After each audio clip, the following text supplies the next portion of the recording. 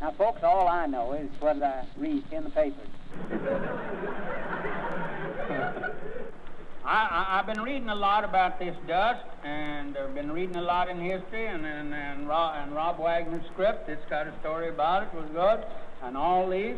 And that's how every civilization since time began in the whole world has been covered up. It's been this dust. It's a terrible thing to happen to those people that are out there in the Middle West where it is happening.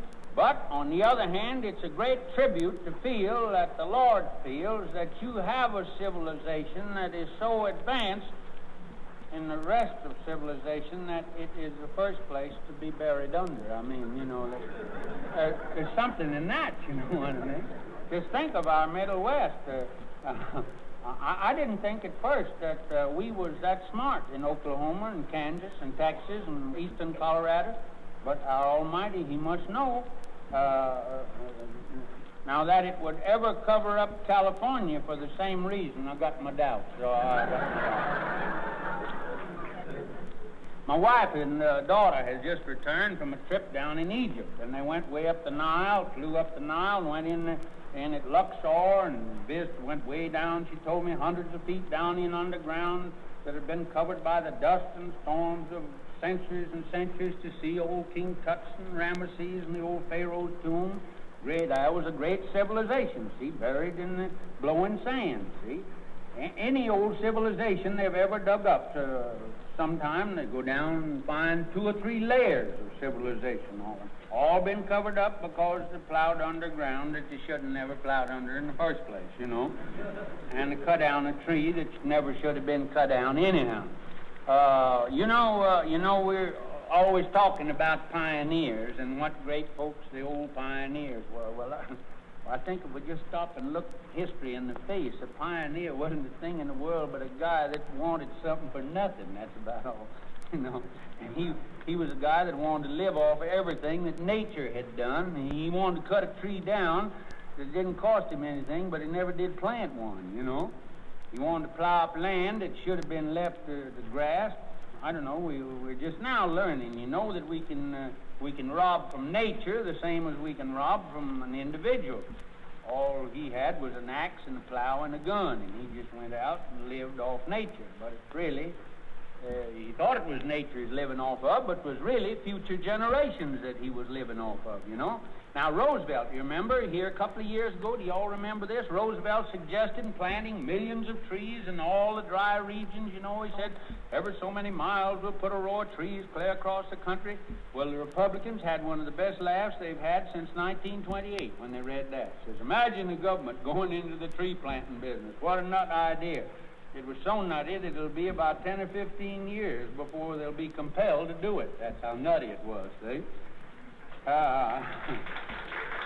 Remember another one of his ideas, when he took the young boys off the roads and off the streets and put them in these CCC camps and had them all planting some little trees. And the press had they had a big laugh. I remember reading in the paper, you know, they called them sapling planters. He says, look at these young kids, they got them all planting saplings around. Well, if the sapling planters had started in about the time the Republicans took over the government from Grover Cleveland, we'd today be able to see the sun. But now wait a minute. I must get back from these political parties and get back to civilization, for there's nothing in common between politics and civilization. Ain't nothing common between those two at all. If, as history has shown, the Lord does bury each succeeding civilization and buries them in accordance to the advancement of the people in that neighborhood, I feel proud that I come from that particular Middle West belt. If a civilization had to be buried as it becomes advanced enough, well, we feel proud that we're the ones to be plowed under first, that's all. In years to come, the archaeologists, what if I got that right? The archaeologists will dig and find Claremore, Oklahoma, and people will come there to the ruins and dig down and say, here lied a civilization, you know what? Well, then later on, they'll unearth the state capitol, you know, and then eventually, as Washington is covered up, on account of its being the least civilized, it'll be the last place covered up. They will excavate in there and find the old Capitol and decipher some of the old hieroglyphics, that people of those days humorously call laws. They let feel all them, and they'll come from the four corners. I bet they come from all over the whole country, four corners of the earth, to see what queer race lived there. And they'll find places called banks where the money changers were. Men who in those ancient days lived by interest alone.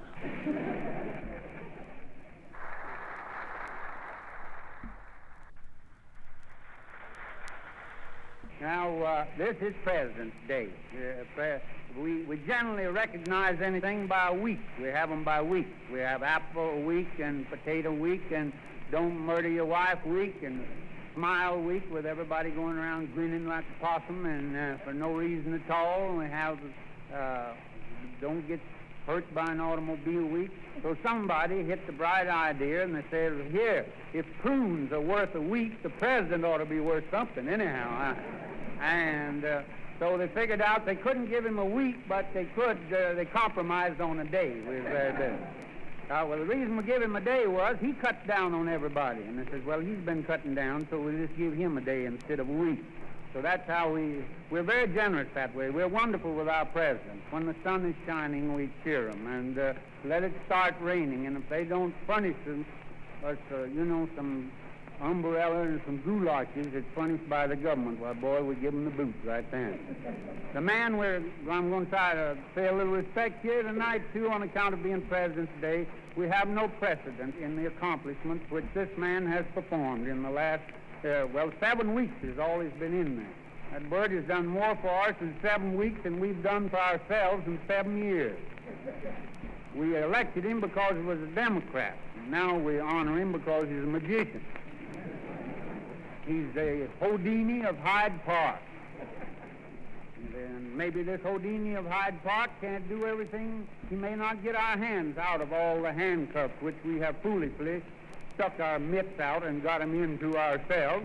But even if he can just get one hand loose, you know what I mean, and leave the handcuff hanging on the other, he will have accomplished a great deal. He's a fast worker.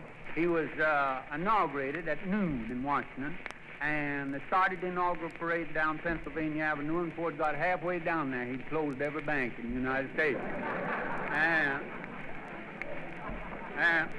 Now, a Republican would have never thought of a thing like that. No, he'd have let the depositors close it. And mind you, Mr. Roosevelt was just 2 days ahead of the depositors himself. He was there, but that shows you how fast he works. He's ahead of you all the time that way. And he marched on down or drove on down to the White House, and then he says, I believe I'll call up the boys. So he called up McDonald and this fellow that come from France, said, we can't pronounce his name. He says, come on over here. I want to talk it over with you birds. And so they've been over here.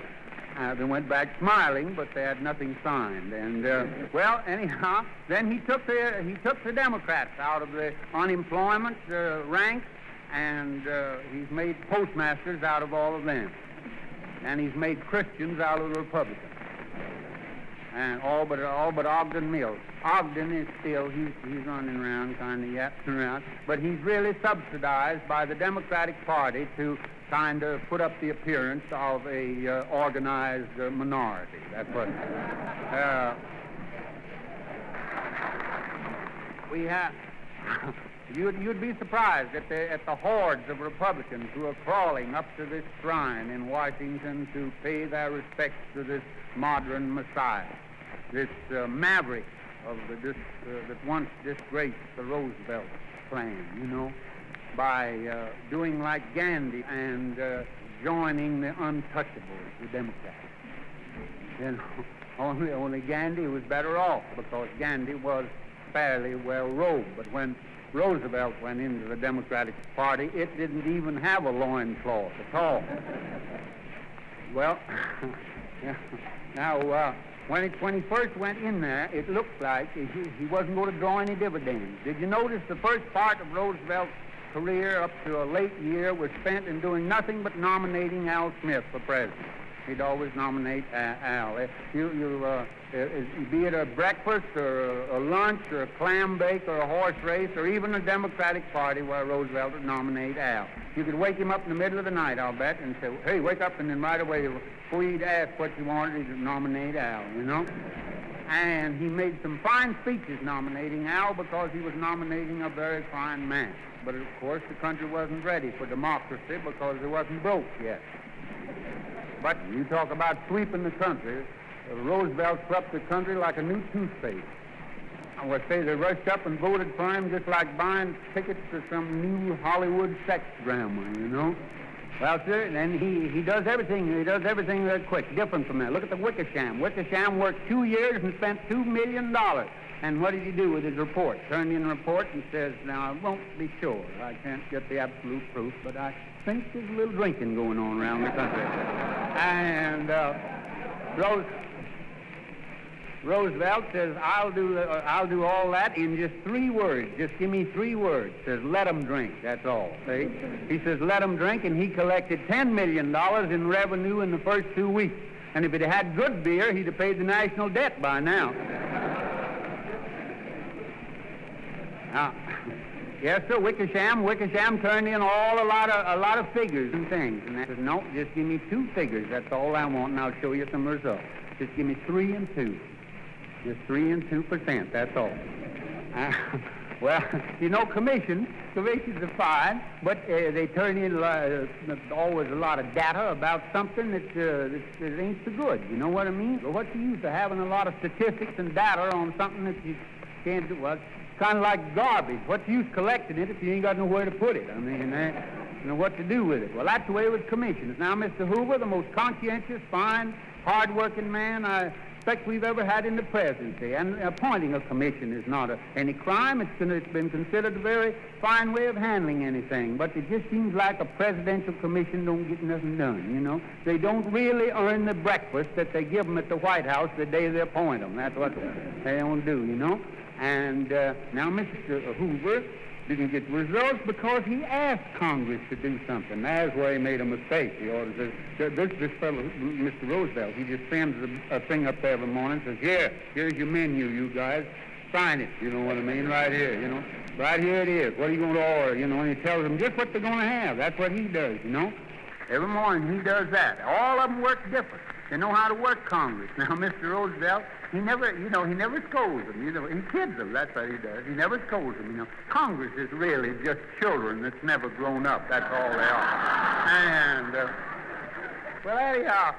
Now, Mr. Coolidge handled the thing altogether different. Now, there's a man that he handled Congress. He didn't pay no attention to them at all. He wouldn't mess with them. Congress at all. He never messed with commissions either. If the fish wasn't biting in the Columbia River and the Abyssinians wasn't practicing birth control, Mr. Coolidge, he never messed with them at all. He just let it go along, you know. He never cared. He knew how to handle the whole thing. Seems funny, me up here telling all these Democratic things. You know, any big company is owned by Republicans, so Democrats ain't got nothing, you know. And so I asked these people, I said, how about it here? I'm going to get up and naturally say something complimentary about the Democrats. So they tell us, well, it's all right, Will. We'd rather have been saved by a Republican, but we will take a Democrat anyhow. Now, understand, Mr. Roosevelt, somebody told me was listening in. Now, Mr. Roosevelt, we've turned everything over to you. We've given you more power than we ever give any man was ever given in the history of the world. We don't know what it's all about. We tried to run the country individually and collectively and along a democratic line, but boy, we gummed it up so you take it and run it if you want to, you know, and deflate or inflate or complicate or you know, or insulate, and do anything just so you get us $1 or $2 every now and again, you know. And so you're our lawyer, and we're going to turn the whole thing over to you. Things are moving so fast in this country now that we don't know what it's all about. The whole country's cockeyed anyhow, and we're just appointing you, and you take it. We don't know what it's all about, but God bless you.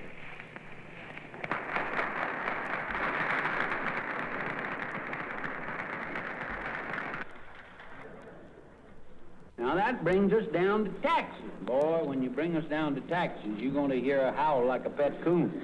You know, brings us down there. This money coming from all the government is thrown away, well, it just sort of looks like it might come. Where is it coming from? Everybody says, where's the money coming from we're spending? Well, I don't know, but just offhand, I'd say it's coming from those that have got it, you know. Now,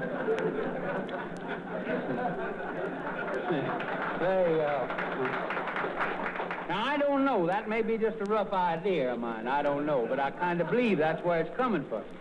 But the big yell comes nowadays from the taxpayers. I bet you when the Pilgrims landed at Plymouth Rock and they had the whole of the American continent, and all they had to do was, to get an extra 160 acres was shoot another Indian, you know. Well, I bet you anything they kicked on the price of ammunition, you know. I bet they said, what's this country coming to? You know what I mean? Right like we're doing now. You know, what's this country coming to? You know, said we have to spend a nickel for powder. Of course, they got the lead back after they dissected the Indian. But, no matter, I don't know, it's funny. No matter what we pay, I don't care whether we pay high taxes, low taxes, medium taxes, or no anything. The yell is always the same. Of course, we know our government is costing us more than it's worth, but do you know of any other cheaper government that's running around now? I mean, do you? I mean, if you do, I mean, they'll sell you a ticket there anytime. You can try Russia. There's no income tax in Russia, but there's no income. Now the whole question is, how can we make such a holler on what the government wants to collect back from us, you know? I don't know what it's all about. This is just to kill time up here till something else comes out. I don't know. I don't know any more about this thing than an economist does, and God knows he don't know anything.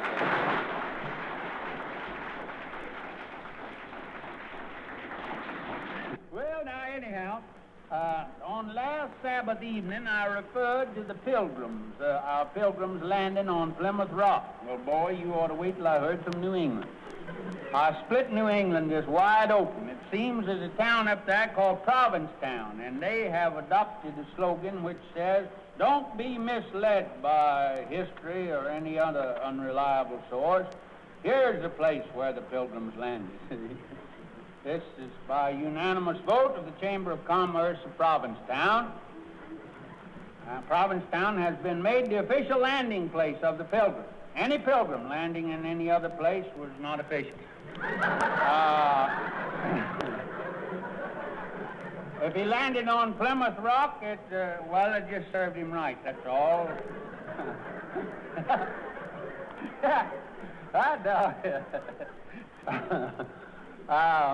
Now, in the first place, I don't think that this argument I've created up there, it's terribly important. The argument that New England has got to settle in order to pacify the rest of America is why were they allowed to land anywhere? That's what we... That's what we ought to know. As a race, there's never been any comparison between a Pilgrim and an Indian. Now, I hope my Cherokee blood is not making me prejudiced. I want to be broad-minded. But I'm sure that it was only the extreme generosity of the Indians that allowed the Pilgrims to land. Suppose we reverse the case. Do you reckon the Pilgrims would ever let the Indians land? Yeah, what a chance. What a chance. The Pilgrims wouldn't even allow the Indians to live after the Indians went to the trouble of letting them land. Well, anyhow, the Provincetown officials, they sent me a lot of official data that when the Pilgrims landed, they found some corn that the Indians had stored, and that the Pilgrims were about starved and that they eat the Indians' corn. And they claimed that the corn was stored at Provincetown. So then you see, the minute the Pilgrims landed, they got full of the corn, and then they shot the Indians, and perhaps because they hadn't stored more corn. I don't know.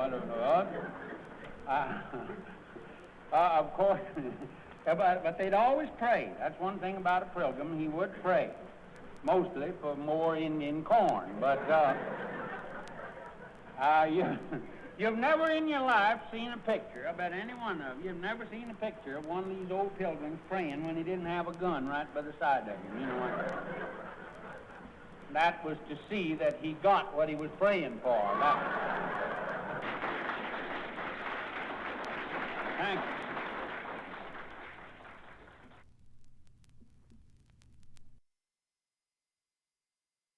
Didn't know it before. There's not much you can do about it now. We might possibly shame you into going or phoning to a florist. They're keeping open this evening just to accommodate late consciences.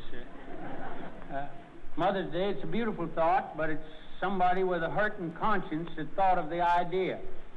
It was someone who had neglected the mother for years, and then they figured out, I got to do something about Mama. And, you know, and then they said, well, we'll give Mama a day, you know. And knowing Mama that was easy, they figured, well, we'll just give her a day and it'll be all right with Mama. Then in return, my mother gives you the other 364, see? And I think that was awful liberal of whoever thought of the idea, giving her one out of the 365.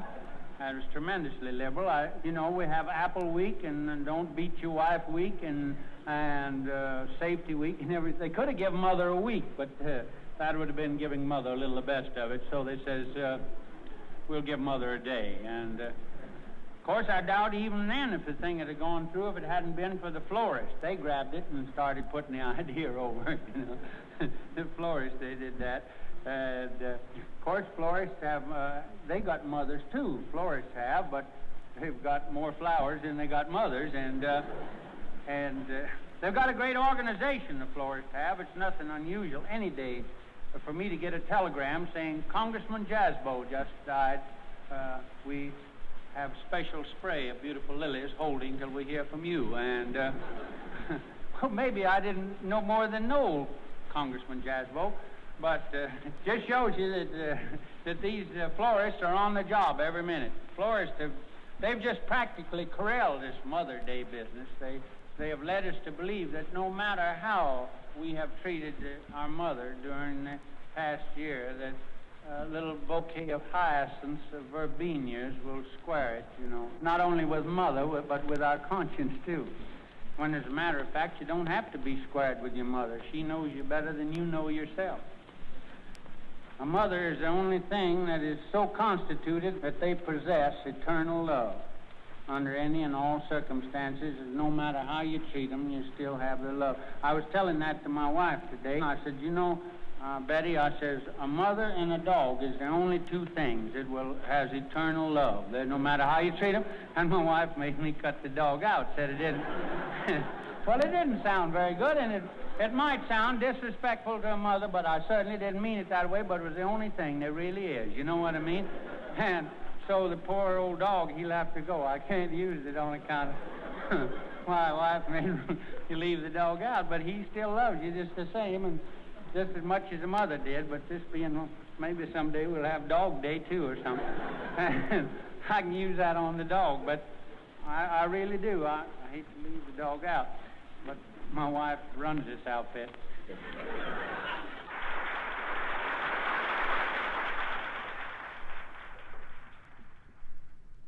Today is Plan Day.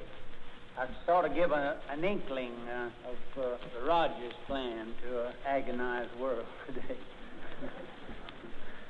But, you know, the Townsend Plan and various others of similar nature went down in Congress with a tremendous majority. So it looks like kind of a bad day for plans. I think Townsend was conscientious, well-meaning, humanitarian old gentleman. I believe he'd had lowered his sights and called for maybe $50 instead of $200 a month, and took out the clause where they had to spend it. Old people, you know, are naturally kind of conservative and saving, and they'd have hated to spend money every week if they really didn't need to. Our government is the only people that just love to spend without being compelled to at all. But the government is the only people that don't have to worry where it's coming from. Friday, Congress did pass a bill to give $15 then the state is to match that, and they give $15, and that would make $30. Well, the Senate, it's got to go before the Senate yet. I think the Senate should raise that at least 5 or 10 more in the state, and that would make it maybe $40 or maybe $40, $50. Lots of wise guys can kid about this old fella Townsend and call him a nut, but he's got a lot to do with getting the old folks any pension at all, I think. He throwed such a scare into Congress that they might have to pay $200 if they finally settled with him for $15. That's what. And you know, the national problem is in this country today is not who shall be relieved and whose money shall relieve him, but who shall be the one that plays Santa Claus and actually hands out the presents, you know. That's the main problem today, is who hands out the presents. Huey says he should wear the whiskers. And Ickes and Mr. Hopkins, they say no, since we've got sleigh bells ourselves. Governor Talmadge down in Georgia, he had a plan. It hit a rut and knocked him right out of the bread line last week. It's been a bad week on plans all around. I'm not going to get discouraged, though. In fact, these other failures, well, they've given me confidence, you know. More hope that my plan will be a success. Now, my plan, to state it in a nutshell, and in fact, that's where all plans come from.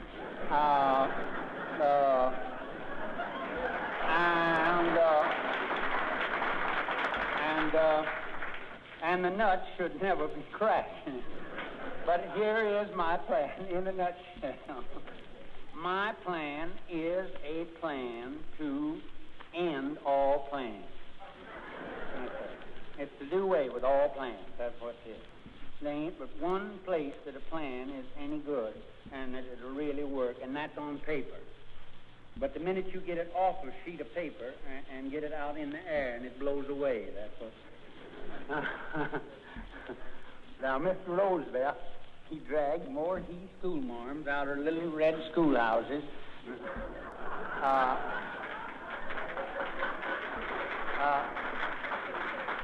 And they had more plans than they had shirts. He could ask for a new plan, and they could drag a fresh one out quicker than they could a fresh pair of socks. Republican presidents, that's one thing about Republican presidents. They never went in much for plans. I only had one plan that says, boys, my head is turned. Just get it while you can. And,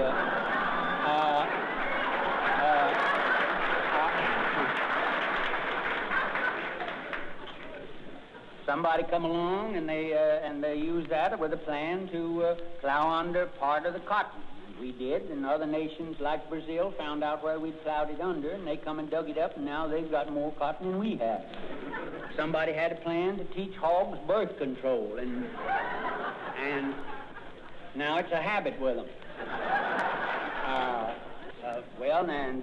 Now you can go out and find a deer quicker than you can a hog now. Somebody had a plan to plow under every third acre of wheat, and the wind come along and blew out the other 2 acres. It was all a fine plan. It was a fine plan, well carried out. We wanted to raise commodity prices, and Mr. Wallace, naturally, he wanted to give the farmer a profit, the same as the manufacturer. But now we find there's more people eating than there is raising. You see, that's why you can never get the thing straight with the farmer, because there naturally is more eating than there is raising. And if you get things too high, the guys that eats is going to come in hollering, you know. So that's what they're kicking on now. They're kicking. So plans just don't work. If they're milk and honey to you, they're poison ivy to somebody else. You know? NRA, that was a fine plan. It was based on the theory that everybody that had should help those that hadn't. That was all the NRA ever was. But the minute we found out that while it might be helping the other man, it certainly wasn't helping us, and it blew up. It was the NRA was started with a lot of parades and ended in almost a revolution. Father Coughlin's got a plan. Oh, now it's Father Coughlin. I know him. He's a well-meaning man who would like to help his fellow man to better his condition. Whether his plan will work or not is another question. But even if your plan don't work, it ain't any discredit, you know. Our own Savior had a plan, in fact, 10 of them. He left them to us, and he knew they'd help us, and we know they'll help us. And he said, love thy neighbors thyself, but I bet there ain't two people in your block that's speaking to each other. We know there should be no war. We know that old people, maybe they should get $200 a month or maybe more. We know that everybody should share the wealth. We know that all these things, we know them all in our own heart, but I don't know, we just ain't going to do them, that's all.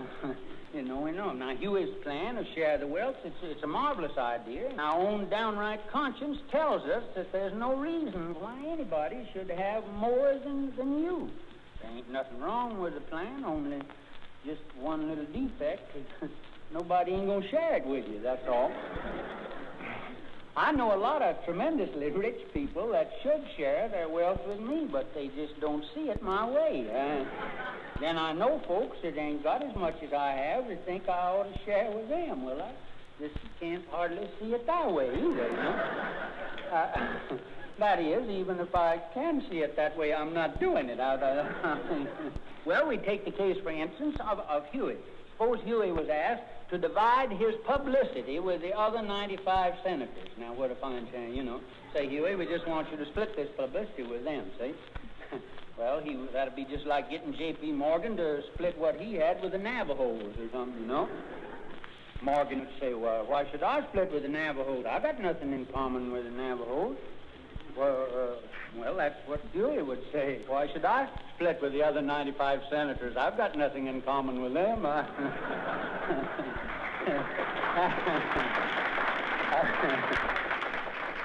Now, everybody got a plan. Congress got a plan. Their plan is to pass all resolutions that have an appropriation connected with it, see? Anything that carries an appropriation, Congress will pass it, see? They'll vote it, but they don't vote where the money's coming from. That's what Congress' plan is, to keep it a secret where the money is coming from. That's one of their plans. Mr. Hoover's got a plan. I don't know exactly what it is, but it's got something to do with moving east next fall, a year from this next fall. Ogden Mills used to be Secretary of the Treasury, very able man. He's got a plan. Here's to see that Mr. Hoover don't move east. He says that he's got more money than Hoover and is naturally more able to move himself. Teddy Roosevelt Jr., he's got a plan. His is that there should be a Roosevelt in the White House, but not this one. Mrs. Roosevelt, she has plans, plenty of them. She plans to do bigger and more things during the next administration. Now, the Republicans, they got a plan. Their plan is to do nothing, and then Roosevelt can't either. The Democrats, they got a plan. Well, they got millions of them. You couldn't hardly mention all of that. But the Democrats' plan is next year is election year, see? Hold the post office, boys. They shall not pass. That's all. Big business has got a plan. Theirs is, they talk to Mr. Roosevelt, says, quit trying to reform us and give us a chance to recover. Roosevelt says, can't you reform and recover too? Well, but big business answer is, no, we can't do anything with a cop on every corner watching everything we do. They say, give us a chance, and honest, when we're able, we'll reform. And then besides, they asked Mr. Roosevelt, Mr. Roosevelt, we never know what you were going to do next. Roosevelt says, neither do I. Boss, he can't ask. So it just seems, you know, all these plans, but none of them pleases everybody, you know? So my plan, which is still in the nutshell, is when a senator, a congressman, or even a man of great ability comes to Washington with a plan, is send them to Russia. Yes, sir. And that's the home of plans, you know. Russia, they eat and sleep and drink plans in Russia. Now, my plan is don't plan. Whatever you do, don't do it purposely, you know. Live haphazard, you know, just kind of go through life haphazardly. Well, even more than we are now. There's nothing in the world as common as an idea, and there's nothing in the world as hard to carry out as an idea. So let's all just kind of call a moratorium on plans. If the Republicans would forget their main plan, which is to get into the White House, and the Democrats would forget their main plan, which is to stay in there, and if the others, all these various third parties, would just look at their history, which shows that none of them ever did get in there, why, we'd all recover overnight. See?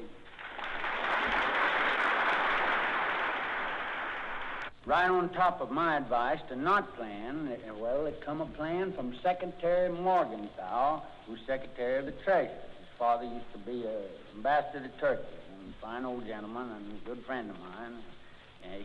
But this Morgenthau, the young fella, very able man, he come out with a plan to put a bigger and better tax on these big estates, these tremendous big inheritance tax it is, to be exact. That is men who died and on an estate of, say, $10 million, where the government will it takes about 90% of it, and then giving the offspring 10. And after Mr. Morgenthau gets through with him, and then on estates of 100 million and 200 million or a billion and like that, where the government just takes all of that and notifies the heir, says, your father died a pauper here today.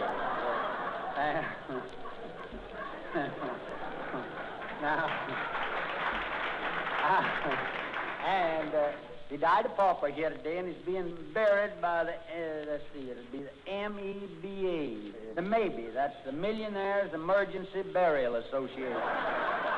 It's a kind of a branch of the RFC. Now, mind you, I'm not telling all this. I don't hold any brief or any great grief either for a man that dies and leaves millions and hundreds of millions and a billion. I don't do that. But I don't believe Mr. Morgenthau's plan will work because he gives figures in there that shows what this new inheritance tax would bring in every year. He says, oh, in 1936 we'd get so much, in 1930, all right along, see? And he gives these figures to show what it'd bring in every year. That is, as long as the Democrats stay in. And he seems to know just who's going to die each year and how much they go to leave. Now, brother, that's planning, ain't it, when you figure out that? Now, suppose, for instance, he's got scheduled to die J.P. Morgan. He's got him scheduled to die on a certain year. And you can bet they can arrange it. They'll have him die while the Democrats are in, so so they can get the benefit. Now, I think Mr. Morgan is a nice man. I never met him but once. At the time when he was on trial in Washington, and he had the midget on his knee. And I met him there, but he's a very nice fellow, and very amiable, nice fellow. And I don't hear from him, but very seldom. But I think his patriotism maybe would compare with some of the rest of us. But whether he'd be patriotic enough to want to die on this year's schedule or not, just to make Morgenthau's budget balance. I mean, he might be rather unreasonable and not want to do it. As I say, old men is contrary, you know what I mean? And rich old men is also contrary. They've had their own way so long that you can't. So in order for Mr. Morgenthau's plan to work out, well, I'd say for it to work out 100%, he's got to bump these wealthy guys off or something. Well, now, that's government's doing everything else, but, you know, but there is a humane society.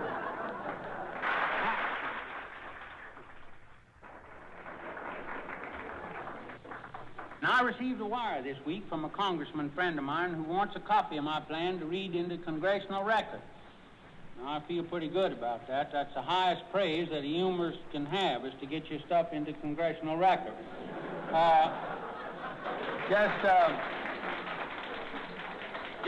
Just think my name will be right in there alongside of Huey Long's and all those other big humorists. And you see, ordinarily, you got to work your way up as a humorist and first get into Congress. Then you work on up into the Senate, and then if your stuff is funny enough, it goes into the Congressional Record. But for an outsider to get in there as a humorist without having served his apprenticeship in either the House or the Senate, why, that's... I'm not bragging, but by golly, I feel pretty big about it. Did I ever tell you, I don't know whether I did or not, Did I ever tell you about the first time I ever had any stuff in that daily? Well, I'd written some fool thing, and it pertained to the bill that they was arguing, or that they was kidding about, rather. And at the time in Congress, it's in the Senate, rather. So some senator read my little article, and anything that a senator reads goes into the record. And as it was during his speech, it naturally went in. So, well, another senator rose and said, you know, and as they always do, if you've ever seen them, does the gentleman yield? They always say that. But they call each other gentlemen in there. But the tone that they put on the word, it would be more appropriate, you know, the way they can say gentleman, you know what I mean? It'd sound right if he come right out and says, does the coyote from Maine yield? You know what I mean? That's about the way it sounds, you know. He says gentleman, but it kind of sounds like coyote, you know. And then the man says, I yield, you know. For if he don't, the other guy will keep on talking anyhow. And so the coyote from Maine says, I yield to the polecat from Oregon. You know, he don't say polecat, but I mean, he says gentleman in such a way that it's almost like polecat. Well, anyhow, that's the way they do. They're very polite in there. And but I must get back to my story. When this senator read my offering, the other senator said, after all the yielding was all over, and the other senator said, he says, I object to the remarks of a professional joke maker being put into the congressional record. You know, meaning me, see?